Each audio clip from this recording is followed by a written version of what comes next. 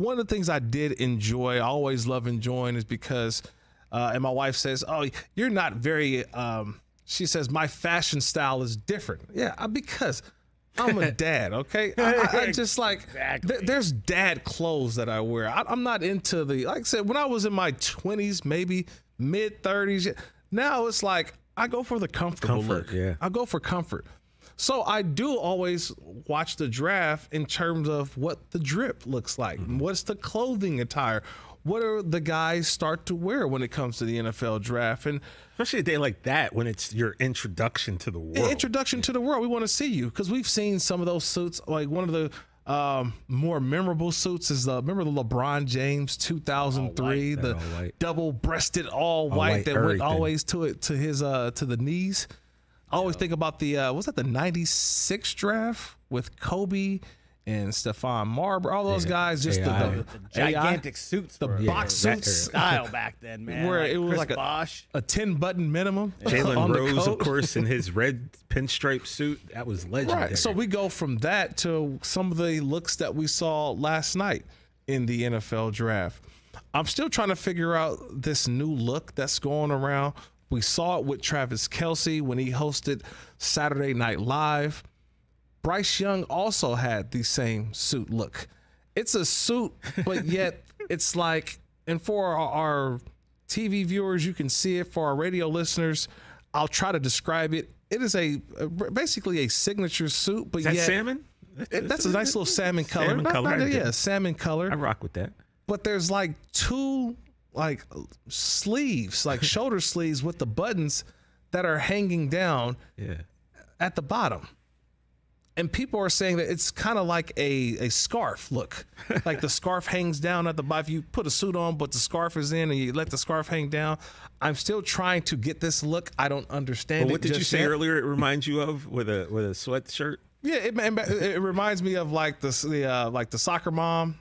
You know, where they tied a sweatshirt around the waist and the sleeves are hanging down a little bit, and then you put a suit coat over it. That's what it looks like. That's hopefully that description works for the people out there listening on radio. Well, Kirk, it's like whenever you buy like a jacket or something, you usually get extra buttons, right? This type of suit looks like it gave you extra sleeves. Sleeves, just in case, I don't know, you get in a fight and one rips off, you have another sleeve you can sew up in that joint. Look, I'm all for it though, man.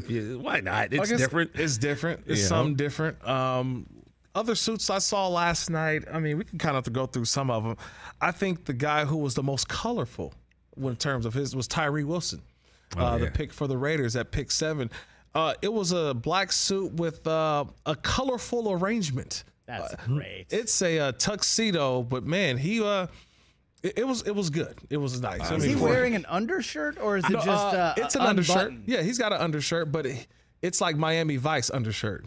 It's like he's on he's 4 buttons down because he's got to let the ice show. He's got the chains on. Yep. And so if you're going to have all of that bling, you can't go 1 button down. You got to go at least 3 to 4 buttons like Miami Vice. You got to. Right. So he was Tyree Wilson, guy who stole the show. C.J. Stroud went pick 2. And for me, for all the people out there with young kids, I thought he kept he sat in some Play-Doh or some clay or something like that. Because of like these patches of like clay or it looked like. Yes. But it was part of the design of a suit. Clean look, but there's like the little spots throughout the suit. All over the place. And I'm like, what's going on here? That has to be a nod to the Buckeyes. So that is true. TJ, you did say that we have to come together. The NFL must come together for the guys who do have the long hair.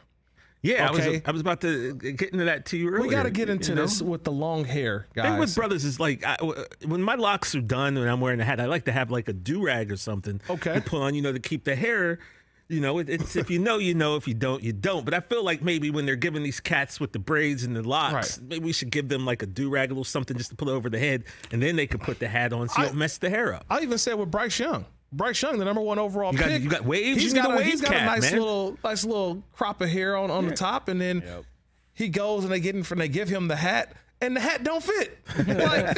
like the hat doesn't fit. Like literally, so I remember I watched him put the hat down once and then it pops off because he's got too much hair. Yeah. And he pulls it down again, and then finally it's just like a prop. He just puts the hat on top just for everybody to see. Hey, I got the Carolina Panthers hat on, but it doesn't fit. So now the NFL, they got to do something. Maybe it's you give him a visor. Could a visor work? Perhaps. Yeah, a draft visor. I mean, look, I don't think they're ever going to change. The hat, it is cool, and it's also sometimes fun to see when cats can't get the hat on. It's a money. Look, think about it. You give him the hat. He says, I can't do the hat. Oh, here's the draft visor.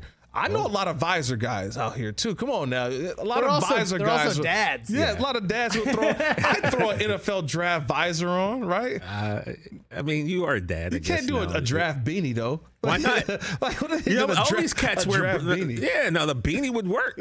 I don't know. Next year in Detroit, it might be a little colder. Yeah, I'd rock a beanie. We might have to go draft beanie. A draft beanie. Or maybe we give them options. You could wear a baseball hat. You could wear a beanie. Maybe they got a team issued scarf. So you put the scarf on. Soccer? Yeah. Soccer, it's big in the soccer world right there. Catch the Rich Eisen Show every single day on the Roku channel, 12 to 3 Eastern, for free.